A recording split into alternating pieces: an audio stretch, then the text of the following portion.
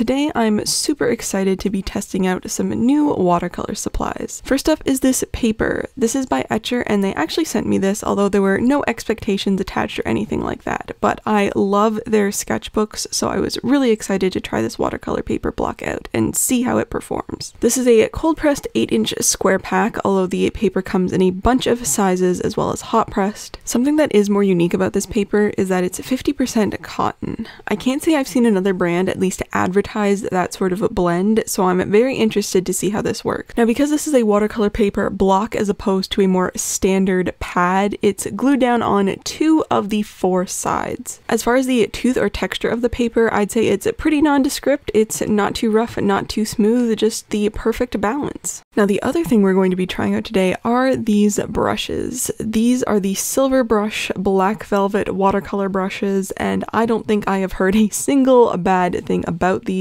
I constantly have seen these mentioned in my comment section for probably years at this point, and I have finally cracked and bought this set. This is a 3-pack of round brushes in size 4, 8, and 12. Both of these new things look very promising, so let's actually start putting them to the test.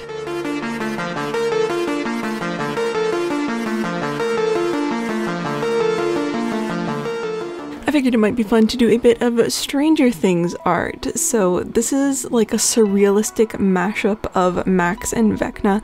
I actually asked on Instagram if you guys wanted to see 11 and Vecna or Max and Vecna, and Max won, so here it is. I really want to try out this idea of just splattering a bunch of water and paint around the right eye and really just letting it do whatever it wanted to, and then gradually detailing it up to look more like Vecna's face. But now that the explanation of what I'm working on is out of the way, let's actually start talking about these supplies. Starting with these brushes, because I feel like you probably can form an opinion on how you feel about a brush pretty immediately when you start to use it. And spoiler alert, I really love these brushes. Not that I was expecting not to, like my comment section has been the greatest place for art supplies recommendations, and I have constantly in the comments heard about these brushes. Like, it was almost getting to the ridiculous point of how have I not tried these out yet? And I'm not sure if I'm happy or mad that I did, because I now kind of want every single one of these brushes. I think the main thing for me is I'm constantly going on about how I prefer brushes that I can basically just continuously use almost for the whole painting.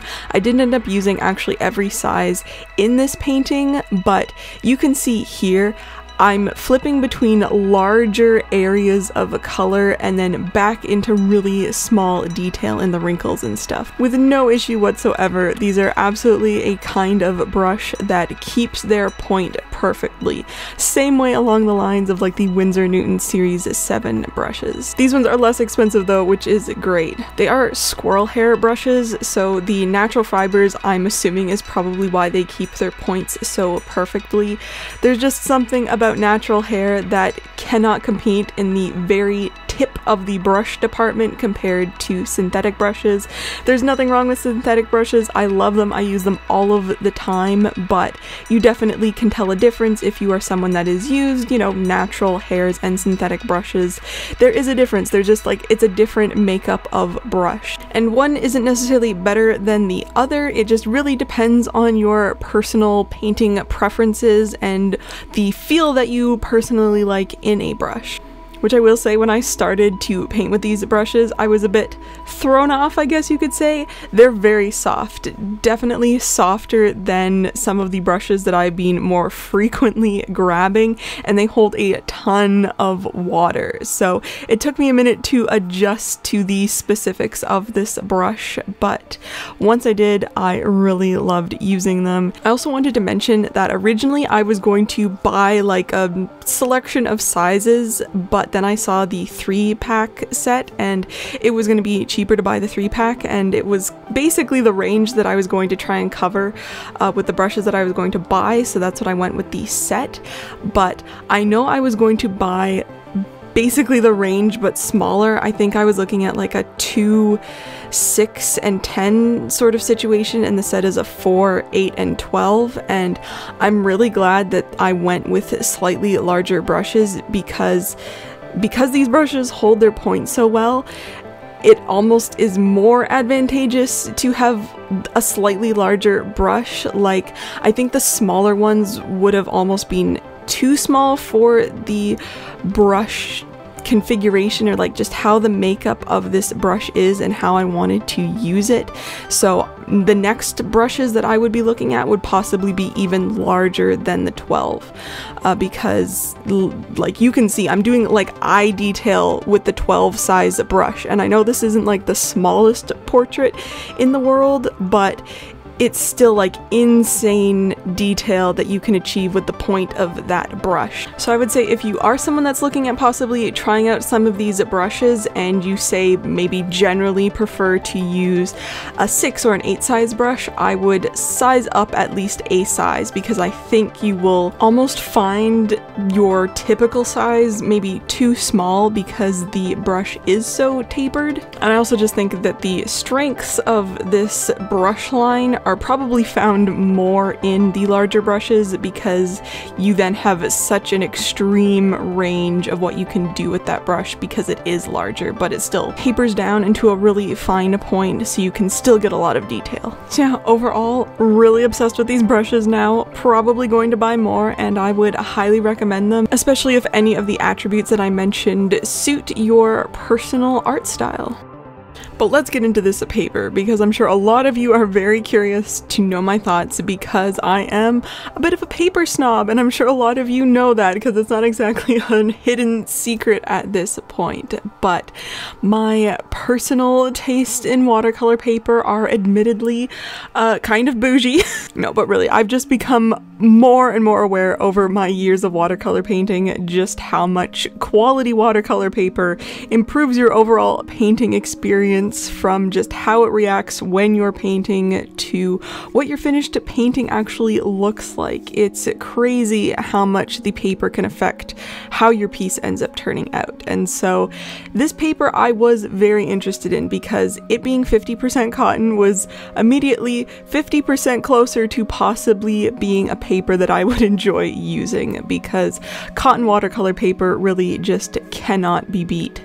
And like I mentioned, I haven't really, off of the top of my head, cannot think of another watercolor paper type, at least that I have tried out, that advertises their paper as being 50% cotton. So that could be for a reason, like maybe the mixture doesn't normally work out when you mix like pulp and cotton together. I don't know, I'm not a paper manufacturer, but I will say in this particular case, I do think it works very well.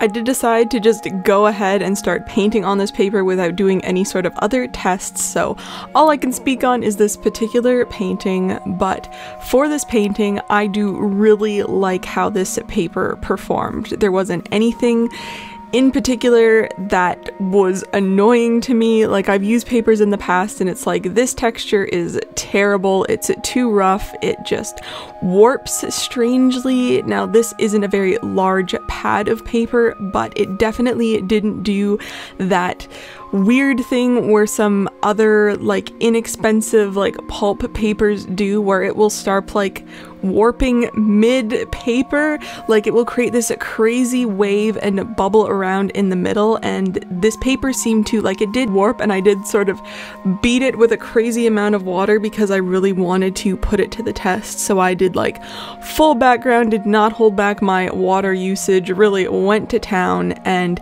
it did not do any of that like wavy mid warping. It did warp a bit on the edges that weren't glued down on the watercolor block, so that is something that I would say it's not uncommon for watercolor blocks to only have the top and bottom edges glued down, but it would be cool to see a four-sided glue down on the block, because it would definitely improve some of the warping that happens on the edges. But you know, this was an edge-to-edge painting, so I'm not surprised that it didn't stay completely flat on the side edges, but the warp that it does have is a very subtle curve. Like, it is really flat compared to what I thought might have happened, and even when I took it off of the block, this thing looks really, really good.